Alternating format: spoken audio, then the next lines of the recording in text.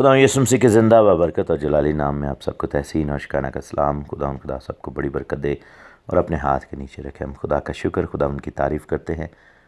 Book of Genesis یعنی پیدائش، بیرشیت، اتپتی کی کتاب کا سلسلہ جاری ہے، اور ہم نے اس کے 6 چیپٹرز کو پڑھ لیا ہے، اور 7واں چیپٹر جو ہے it's all about the great flood.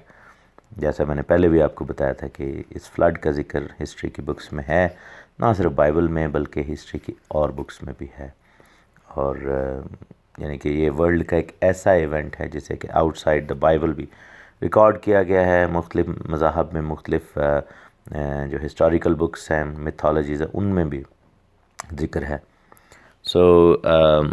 یہ بہت بڑا واقعہ تھا ہیومن ہسٹری کا، اور اس واقعے کو گزرے ہوئے کافی عرصہ ہو گیا، تقریباً یعنی کہہ لیں کہ آلموسٹ 4000 سال کا عرصہ گزر چکا ہے۔ ہم دیکھتے ہیں کہ ہیومن ہسٹری میں جو بڑے واقعات ہوئے ہیں، یعنی پہلے 2000 سال میں جو واقعات ہوئے، اس میں آدم اور حوا کا باغ سے نکالا جانا، طوفان کا آنا، اور باپ ابراہیم کی پیدائش۔ اس کے بعد ہم دیکھتے ہیں کہ نیکسٹ 2000 ایئرز میں بنی اسرائیل کا مصر سے نکلنا، اسرائیل کی حکومت کا بننا، اور پھر بابل میں اسیری اور یہ سب کچھ، داؤد بادشاہ کا پیدا ہونا، اور پھر بالآخر اس کا اختتام یسوع مسیح کی پیدائش کے اور صلیب کے اوپر ہوتا ہے۔ اور پھر ہم دیکھتے ہیں کہ آخری زمانہ جو ہے، آخری 2000 سال، اس میں جو بڑے واقعات ہیں، اس میں کلیسیا کا آگے بڑھنا اور مسیح کے شاگردوں کا جو ہے وہ نجات کے پیغام کو سب تک لے کر جانا جو ہے وہ بڑھے گا۔ اور یہی چیز ہے 120 سال کا جو میں نے عرصہ بتایا تھا، 6000 سال کی جو حکومت دی گئی انسان کو اور وقت دیا گیا، اس میں یہ سب کچھ ہوگا اور ہوا ہے۔ بہت جلد ہم اب آخری زمانہ کی طرف بڑھ رہے ہیں۔ 7ویں باب کا احوال کچھ یوں ہے، لکھا ہے کہ خداوند نے نوح سے کہا کہ تو اپنے پورے خاندان کے ساتھ کشتی میں آ، کیونکہ میں نے تجھی کو اپنے سامنے اس زمانہ میں راست باز دیکھا ہے۔ یہاں پر وہ الفاظ بڑے صادق آتے ہیں کہ تو ایمان لا، اور تو اور تیرا گھرانہ نجات پائے گا۔ تو خداوند نوح سے کہتے ہیں کہ میں نے تجھ ہی کو، یعنی کہ صرف نوح کو دیکھا جائے تو راست بازی کا رتبہ ملا، لیکن اس کے جو گھرانہ ہیں، ان کی بیوی، بچے اور یہ سب، ان کی راست بازی کے باعث اور اپنی تابع داری کے باعث، کیونکہ اوبویسلی بیوی اور بچے جو تھے وہ اپنے باپ یعنی کہ اپنا لیڈر جو تھا نوح، اس کے پیچھے کھڑے ہوتے تھے، چلتے تھے۔ خداوند نے کہا کہ تجھی کو اپنے سامنے اس زمانہ کے راست باز دیکھا۔ ایک اور چیز یہاں پر جو ہے وہ سامنے جو لکھا ہے، پنائیم، اس کے لیے عبرانی زبان کا ورڈ ہے، جس کا مطلب ہے in the face of the lord, یعنی خداوند کے چہرہ کے سامنے۔ تو یہ چیز ہمیں ہمیشہ یاد رکھنی چاہیے کہ ہم سب خداوند کے سامنے ہر وقت رہتے ہیں۔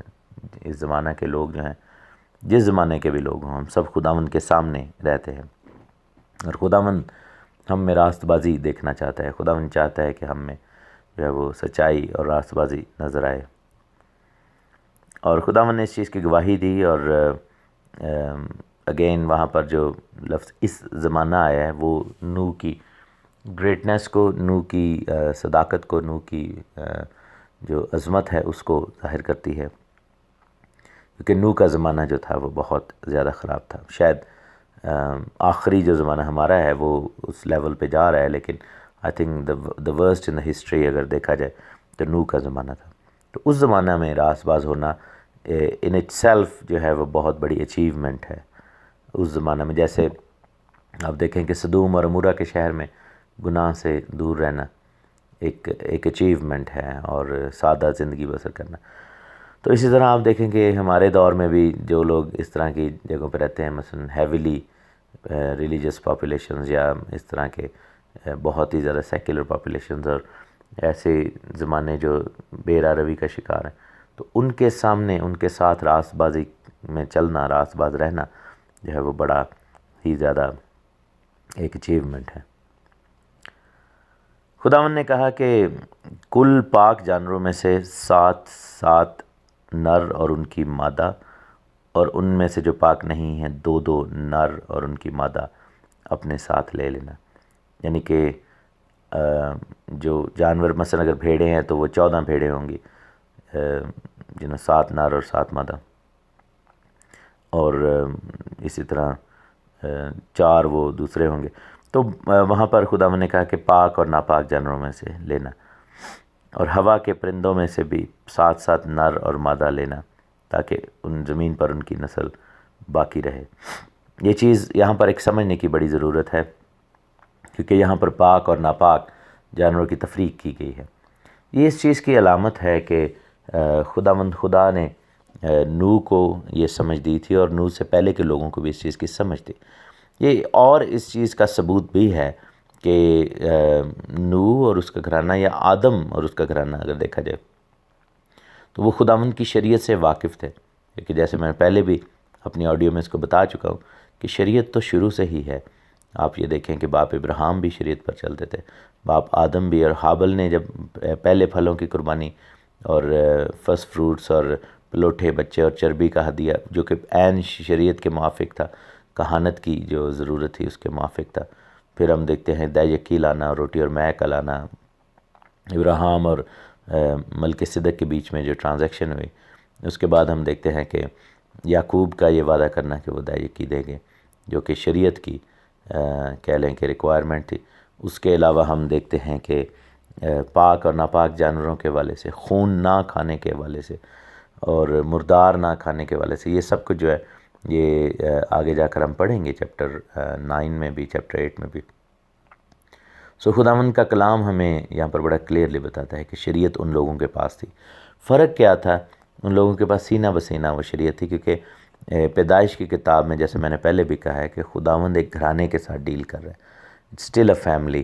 اور ہم دیکھتے ہیں کہ پیدائش کی کتاب کا اختتام 70 لوگوں پر ہوا، جب 70 جانیں جو ہے وہ مصر میں جا پہنچیں. لیکن جب خروج میں باہر آتے ہیں، وہ بک آف ایکسڈس میں، کوچ کی کتاب میں، بمدبار میں، شموت میں، تو وہ جب باہر آتے ہیں تو وہاں پر ہم دیکھتے ہیں کہ ایک ڈیفرنٹ سچویشن نظر آتی، کیونکہ وہ قوم بن گئے ہیں، اور قوم کے لیے کانسٹیٹیوشن جو ہے وہ ان کا قانون جو ہے وہ لکھا ہونا چاہیے، کیونکہ وگرنہ اس کا نقصان یہ ہوگا کہ جتنے منہ اتنی باتیں، ہر ایک اپنی اپنی انٹرپریٹیشن کرے گا. تو شریعت شروع سے ہی ہے. فضل بھی ہم دیکھتے کہ وہاں پر اس کو اپلائی کرنا جو تھا وہ مسیح نے آ کر اس کو کیا، کیونکہ فضل خداوند کی ذات کا عنصر ہے. ہم دیکھتے ہیں کہ نوح پر جو ہے وہ فضل بھی ہوا، خداوند کی نظر میں مقبول ٹھہرا. خداوند نے اس کو راست باز کا جو ہے وہ خطاب بھی دیا. نوح پر بھی فضل ہوا اور وہ اٹھا لیا گیا. اور ہم دیکھتے ہیں کہ شریعت کو بھی وہ مانتے تھے، اور شریعت کو ایسے مانتے تھے کہ وہ سارے قوانین کی پاسداری کرتے تھے، تابع داری کی زندگی بسر کرتے تھے. اور پاک اور ناپاک جانوروں کے جو ذکر ہے، اس سے پچھلی آیت جو ہم نے چیپٹر 6 کی ورس 22 دیکھی تھی، تو اس میں بڑا کلیئرلی کہا ہے کہ جیسا خداوند نے حکم دیا تھا ویسا ہی عمل کیا. یعنی کہ نوح کی گواہی یہ دی کہ اس کی راست بازی کی پہچان کیا تھی، حالانکہ وہ ایمان لانے کے باعث راست باز ٹھہرا. خداوند نے جب اس کو کہا تھا کہ یہ سب تو نے کرنا ہے، تو وہ ایمان لے کر آیا اور اس نے وہ عمل شروع کر دیا.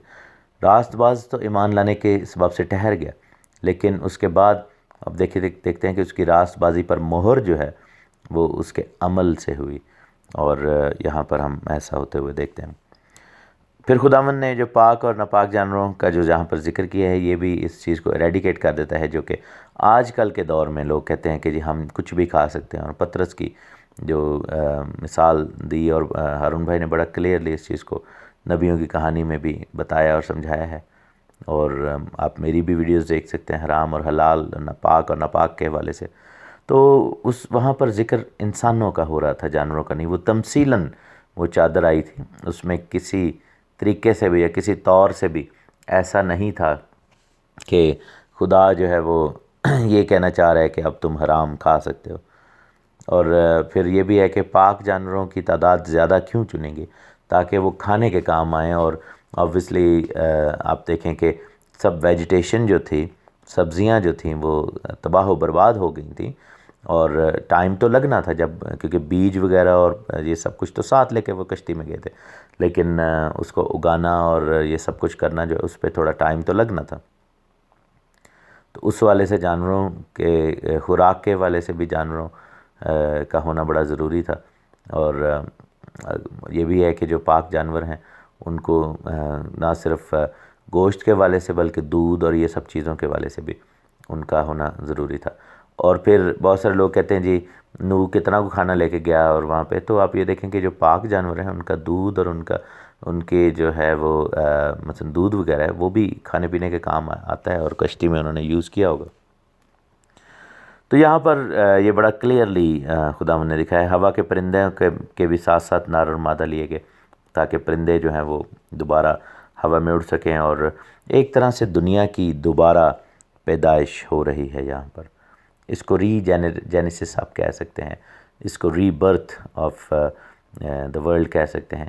اسی لیے خداوند یسوع مسیح نے نیقودیمس سے کہا تھا نا کہ جب تک تو پانی اور روح سے پیدا نہ ہو، تو اس نے کہا کہ میں کیسے اپنی ماں کے پیٹ میں دوبارہ جاؤں۔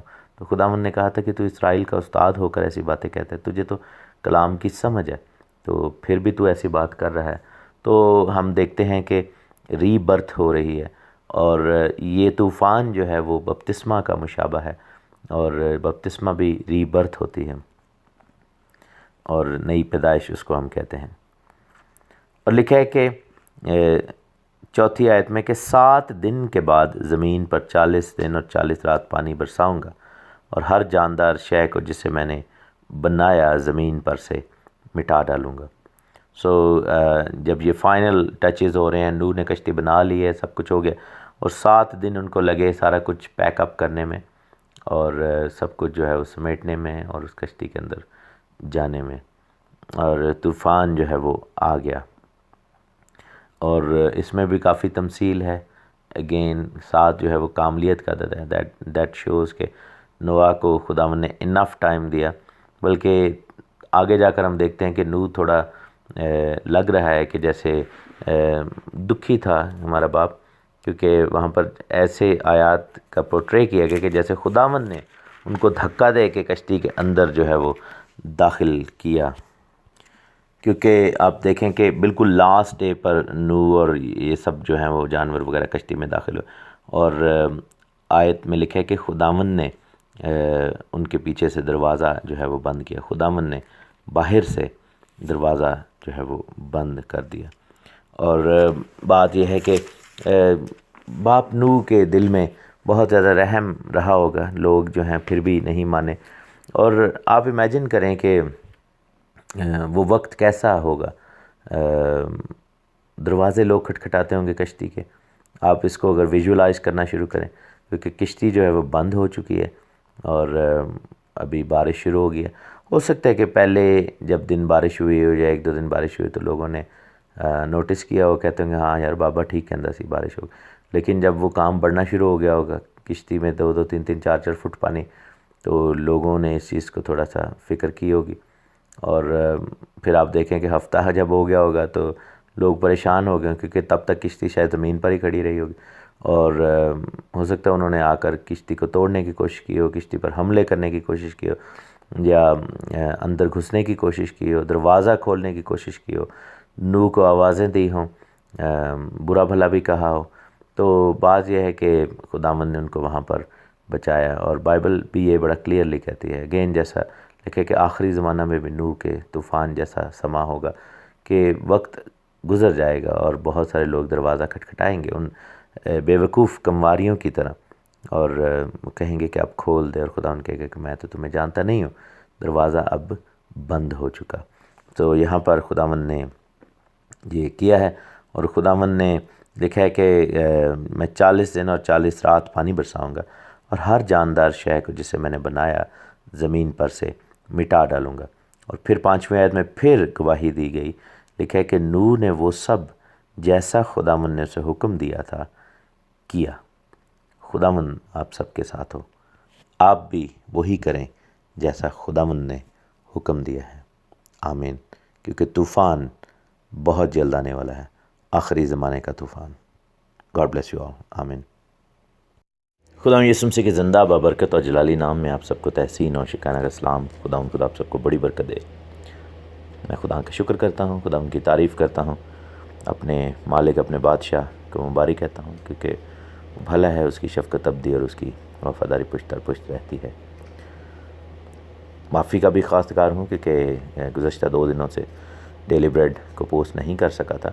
میں اس وقت یوٹا میں ہوں. یوٹا کا ایک سٹی ہے سالٹ لیک سٹی، اور یوٹا جو ہے وہ امریکہ کی ایک ریاست ہے، اور میں یہاں پر کام کے سلسلے میں ہوں. تو چونکہ ٹائم زون ڈفرینٹ ہو گیا، اور ٹائمنگ اور پھر ورک کے حوالے سے کافی زیادہ ایسی مصروفیت ہوگی کہ میں 2 دن نہیں کر سکا پروگرام. تو آپ سب سے اپالوجائز کرتا ہوں، اور ہم واپس اپنا سلسلہ شروع کرتے ہیں. ہم نے بک آف جینیسس یعنی پیدائش، اتپتی، بریشیت، اس کے 7ویں باب کی پہلی 5 آیات تک پڑھ لیا ہے. 2 چیزیں قابل ذکر ہیں یہاں پر. سب سے بڑی جو چیز ہے وہ یہ ہے کہ خدا کا یہ اعلان کرنا کہ نوح اس زمانہ میں راست باز ہے سب سے زیادہ، اور واحد نوح اور اس کا گھرانہ راست باز ہیں. اور اس کے بعد ہم دیکھتے ہیں کہ نوح کا یہ ثابت کرنا خدا کی دعوے کو، اور وہاں پر ہم دیکھتے ہیں کہ جیسا خدا نے حکم دیا نوح نے ویسے ہی عمل کیا. اس کے بعد ہم پھر دیکھتے ہیں کہ خداوند نے یہ کہا کہ میں اس زمین پر 40 دن اور 40 رات پانی برساؤں گا، اور جانوروں کو جمع کرنے کا حکم دیا گیا. جانوروں نے خود اس حکم کو مانا، اور وہ نوح کے پاس آئے، یعنی خدا ان کو جانوروں کو گھیر کر لایا. نوح کی فیملی کو بھی پیچھے بھاگ کر جانوروں کو پکڑنا نہیں پڑا. آج ہم چھٹی آیت سے پڑھیں گے. لکھا ہے کہ نوح 600 برس کا تھا جب پانی کا طوفان زمین پر آیا. نوح 500 برس کا تھا جب اس سے جو ہے وہ بیٹے پیدا ہوئے. نوح تقریباً 480 سال کا تھا جب اس کو یہ نبوت کا کلام دیا گیا، اور خدا نے اس سے فرسٹ ٹائم بات کی. اور خدا نے 120 سال کا جو عرصہ ہے، 120 سال کا عرصہ نوح کو بتایا، اور انسان کے لیے بھی مقرر کیا. تو تقریباً یعنی کہ ابھی 500 سال کا نہیں ہوا تھا نوح جب یہ پروفیسی آئی. چونکہ وہ آیت پہلے لکھی ہے تو عام طور پر ذہنوں میں یہ خیال آتا ہے کہ نوح 600 سال کا تھا اور 500 سال کا تھا جب خدا نے یہ ارادہ کیا کہ میں طوفان لانے والا ہوں. تو یہ کیسے 120 سال تو نہیں بنتے، 100 سال بنتے. لیکن ایسا نہیں ہے. نوح کا شادی کرنا اور بچوں کو پیدا کرنا خدا کے اس پلان کا حصہ تھا. کیونکہ آپ یہ دیکھیں کہ نوح ایک ایسا راست باز شخص تھا، اور جب اس کے زمانہ میں یہ عورتوں اور فرشتوں کا ملاپ اور یہ شادیاں اور یہ سب کچھ ہونا شروع ہوا، تو نوح اپنے آپ کو کسی بھی ایسی خاتون کے ساتھ یا کسی بھی خاتون کے ساتھ رادر وہ نہیں چاہتا تھا کہ وہ اپنے آپ کو جوڑے. کیونکہ ایسے ہی ہے کہ جیسے مثلا آپ جیسے لوط وغیرہ تھے، سدوم اور عمورہ میں رہتے تھے، تو بڑا مشکل ان کے لیے ہوگا رشتے ڈھونڈنا. تو کیونکہ اب کا علاقہ ہی اگر ایسا ہے وہاں پہ ہر بندہ ہی غلط ہے. اسی طرح آپ یہ دیکھیں کہ نوح کے لیے مشکل تھا وہ چوائس، کیونکہ ساری دنیا وہاں پر کرپٹ ہو چکی تھی، اور دنیا کا ہر شخص، عورت یا مرد، بہت ہی بدکاری کی گناہ کے اندر وہ تھے. تو موسٹ پروبیبلی شاید نوح کا دل اٹھ گیا ہوگا، وہ کہتا ہوگا کہ مجھے کیا کرنا ہے شادی کر کے. لیکن خداوند چونکہ اسے نسل چلانا چاہتے تھے، تو خداوند کے حکم کے موافق نوح نے شادی کی، اور بہت لیٹ کی. اور 500 سال کا تھا ہمارا باپ نوح جب اس سے اولاد پیدا ہونے شروع ہوئی. 600 سال کے تھے جب انہوں نے جو ہے وہ طوفان کا ٹائم آ گیا. اور یہ وہی وقت تھا جب متوسلہ کی ڈیتھ ہوئی اسی سال میں، نوح نبی کے 600ویں برس میں. اور خدا کا شکر ہے کہ خدا کا کلام اس چیز کو بڑا کلیئرلی بتاتا ہے. خدا ان کا کلام ہر طریقے سے جو ہے وہ بہت ہی زیادہ پاورفل ہے. خدا ان کا کلام بہت ہی زیادہ میننگ فل ہے، اس کا مطلب کلیئر ہے، اور اس میں بہت ہی زیادہ کلیئرٹی ہے، اس میں بہت زیادہ صفائی ہے. ہم خدا کا شکر کرتے ہیں. لکھا ہے کہ نوح 600 برس کا تھا جب پانی کا طوفان زمین پر آیا. تب نوح اور اس کے بیٹوں اور اس کی بیوی اور اس کے بیٹوں کی بیویاں اس کے ساتھ طوفان کے پانی سے بچنے کے لیے کشتی میں گئے، اور پاک جانوروں میں سے اور ان جانوروں میں سے جو پاک نہیں، اور پرندوں میں سے، اور زمین پر کے ہر رینگنے والے جاندار میں سے 2 نر اور مادہ کشتی میں نوح کے پاس گئے جیسا خدا نے نوح کو حکم دیا تھا، اور 7 دن کے بعد ایسا ہوا کہ طوفان کا پانی زمین پر آ گیا۔ نوح کی عمر کا 600واں سال تھا کہ اس کے دوسرے مہینے کی ٹھیک 17ویں تاریخ کو، یعنی کہ 600ویں برتھ ڈے کہہ لیں کہ نوح کی ہوئی، اور اس کے بعد 2 مہینے اوپر بڑے سمندر کے سب سوتے پھوٹ نکلے اور آسمان کی کھڑکیاں کھل گئیں، اور 40 دن اور 40 رات زمین پر بارش ہوتی رہی۔ اسی روز جب یہ بارش کا سلسلہ شروع ہونے لگا، نوح اور نوح کے بیٹے سم، حام اور یافت، اور نوح کی بیوی اور اس کے بیٹوں کی 3 بیویاں، اور ہر قسم کا جانور، ہر قسم کا چوپایا، ہر قسم کا زمین پر کا رینگنے والا جاندار، اور ہر قسم کا پرندہ، ہر قسم کی چڑیا، یہ سب کشتی میں داخل ہوئے۔ اور جو زندگی کا دم رکھتے ہیں ان میں سے 2 کشتی میں نوح کے پاس ہے، اور جو اندر آئے وہ جیسا خدا نے ان کو سب کو حکم دیا تھا، سب جانداروں کے نر اور مادہ تھے۔ تب خداوند نے اس کو باہر سے بند کر دیا۔ بڑی سگنیفیکنٹ آیات ہیں یہ۔ Just right before the flood, last 7 days ان کو ملے تھے کہ یہ سب کچھ فائنلائز کرو اپنا، اور جانور بھی آئیں گے اور کھانے پینے کا ارینجمنٹ بھی سب کچھ کرنا ہے۔ تو ہمارے باپ نوح اور ان کی جو پوری فیملی ہے انہوں نے یہ سب بڑا ڈیلیجنٹلی کام کیا، کوئی سستی نہیں کی، کوئی شور شرابہ نہیں کیا، کوئی یہ نہیں کہا کہ وہ یہ اب کیا ہوگا، ہمارا تو دل لگا ہوا تھا، یا پھر تھوڑا اور ٹائم دے دیں، ابھی تو ہم ریڈی نہیں ہیں، کیونکہ وہ ریڈی تھے۔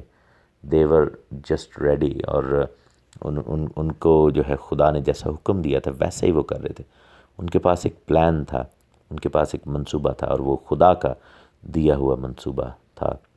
تو میرے عزیزو، جب ہم خداوند کے دیے ہوئے منصوبوں پر چلتے ہیں، جب خدا کو اپنی زندگی کے دھارے کو ڈکٹیٹ کرنے کی اجازت ہم دیتے ہیں، جب خدا کو ڈرائیونگ سیٹ پر بٹھاتے ہیں، تب ہم دیکھتے ہیں کہ خداوند خدا کنٹرول میں ہوتے ہیں، اور خداوند کا نام جلال پاتا ہے ہماری زندگیوں میں، ہمارے گھرانوں میں، ہمارے پروفیشنل اور پرسنل لائف میں۔ اور یہاں پر یہی ہوا، اور لکھا ہے کہ سمندر کے سب سے بڑے سوتے جو تھے وہ پھوٹ نکلے، طوفان کا پانی زمین پر آ گیا، اور 40 دن اور 40 رات زمین پر بارش ہوتی رہی۔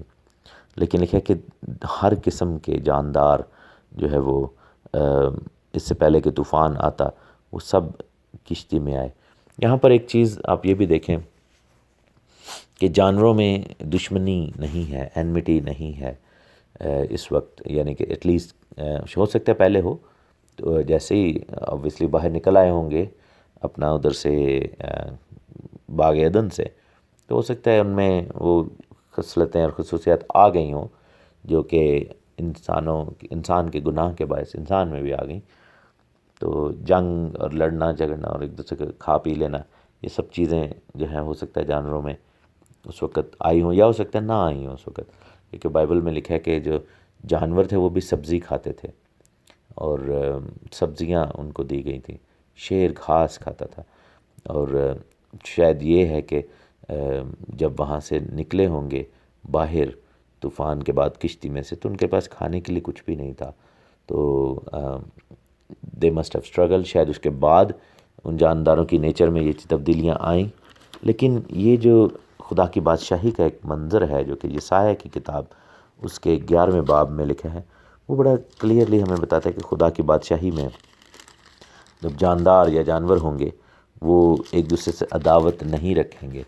یسایہ کی کتاب اس کے 11واں باب میں لکھا ہے 5ویں آیت میں، اس کی کمر کا پٹکا راست بازی ہوگی، اور اس کے پہلو پر وفاداری کا پٹکا ہوگا۔ پس بھیڑیا برا کے ساتھ رہے گا، اور چیتا بکری کے بچے کے ساتھ بیٹھے گا، اور بچڑا اور شیر بچہ اور پلا ہوا بیل مل جل کر رہیں گے، اور ننھا بچہ ان کی پر پیش روی کرے گا۔ گائے اور ریچھنی مل کر چریں گی، ان کے بچے اکٹھے بیٹھیں گے، اور شیر ببر بیل کی طرح بھوسا کھائے گا، اور دودھ پیتا بچہ سانپ کے بل کے پاس کھیلے گا، اور وہ لڑکا جس کا دودھ چھڑایا ہو فئی کے بل میں ہاتھ ڈالے گا وہ میرے تمام کوہ مقدس پر نہ ضرر پہنچائیں گے نہ ہلاک کریں گے، کیونکہ جس طرح سمندر پانی سے بھرا ہے اسی طرح زمین خدا کے عرفان سے معمور ہوگی۔ تو یہاں پر ہم دیکھتے ہیں کہ اس کشتی میں جو اس وقت particularly during that tribulation time جو ماحول ہے وہ خدا کی بادشاہی کا ماحول ہے، اور بڑا کلیئرلی وہاں پر ہم یہ دیکھ رہے ہیں کہ جانداروں کو جانور خود آئے اور وہ کشتی میں بیٹھے اور حصہ بنے، اور اس کشتی کو آپ خدا کی بادشاہی کی ایک تمثیل کہہ سکتے ہیں، ایک چھوٹا اسمالر ورژن کہہ سکتے ہیں، کہ اس میں صرف راست باز ہیں اور جاندار جو ہیں ان میں ایک ہارمنی ہے، جیسا کہ باغ عدن میں تھا۔ اور یہاں پر پھر وہی سلسلہ ہے کہ وہ کشتی جو ہے وہ ریسٹوریشن کا نام ہے، اس کے اندر بہت زیادہ کہہ لیں کہ تماثیل ہیں، اس میں تمثیلیں بھری ہوئی ہیں، اور وہ کشتی جو ہے وہ خدا یسوع مسیح کا نشان ہے، وہ بادشاہی کا نشان ہے، وہ آخری زمانہ میں جو الہی مدد ہے پاک روح کے اندر اس کا بھی نشان ہے، باغ عدن کا نشان ہے۔ ہر طریقے سے ہم دیکھیں تو بہت ساری چیزیں ہمیں اس کشتی کے اندر نظر آتی ہیں، اور جیسا خداوند نے حکم دیا تھا سب جانوروں کے نر و مادہ سب اندر آ گئے، اور لکھا ہے کہ تب خداوند نے اس کو باہر سے بند کر دیا۔ 40 دن تک زمین پر طوفان رہا اور پانی بڑھا اور اس نے کشتی کو اوپر اٹھا دیا، تو کشتی زمین پر سے اٹھ گئی اور پانی زمین پر چڑھتا ہی گیا اور بہت بڑا، اور کشتی پانی کے اوپر تیرتی رہی، اور پانی زمین پر بہت ہی زیادہ چڑھا، اور سب اونچے پہاڑ جو دنیا میں ہیں چھپ گئے۔ پانی ان پہاڑوں سے بھی لکھے کہ 15 ہاتھ اور اوپر چڑھا اور پہاڑ ڈوب گئے، اور سب جانور جو زمین پر چلتے تھے، پرندے اور چوپائے اور جنگلی جانور اور زمین پر کے سب رینگنے والے جاندار اور سب آدمی مر گئے، اور خشکی کے سب جاندار جن کے نتھنوں میں زندگی کا دم تھا مر گئے، بلکہ ہر جاندار شے جو روئے زمین پر تھی مر مٹی، کیا انسان، کیا حیوان، کیا رینگنے والا جاندار، کیا ہوا کا پرندہ، یہ سب کے سب زمین پر سے مر مٹے، فقط ایک نوح باقی بچا، یا وہ جو اس کے ساتھ کشتی میں تھے۔